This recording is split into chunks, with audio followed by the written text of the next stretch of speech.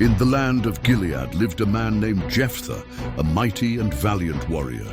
Yet his strength was overshadowed by his birth, for he was the son of Gilead and a prostitute. His own half-brothers, born of a lawful wife, despised him for his origins. They drove him from his father's house, saying he would have no inheritance among them. Jephthah fled from their cruelty and settled in the land of Tob, where he gathered around him a band of adventurers, men who lived by the sword, and he became their captain. Time passed, and war came to Israel. The Ammonites rose up with great force, and the people of Gilead were in dire straits. In their desperation, the elders who had once scorned Jephthah sought him out in his exile. They pleaded with him, "Come and be our commander, that we may fight against the Ammonites." Jephthah, remembering their past injustice, questioned their sincerity, but they swore an oath. If he would lead them to victory, he would become their head, the ruler over all of Gilead. Before the decisive battle, Jephthah made a grave and rash vow to the Lord.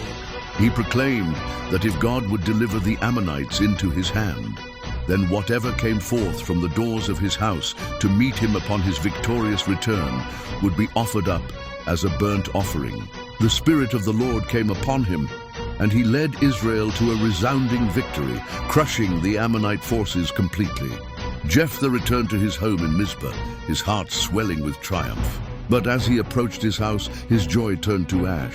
The first to come out to greet him, dancing with tambourines and celebrating his return, was his only child, his beloved daughter.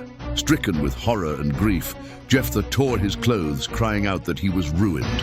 He was bound by his sacred vow to God, a vow that now demanded an unthinkable price. His daughter, seeing his despair and hearing the cause, responded with incredible faith and courage. She did not plead for her life, but only asked for 2 months to go to the mountains with her companions and mourn that she would never marry or have children.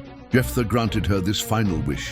After 2 months had passed, she returned to her father, and he did with her according to the vow he had made.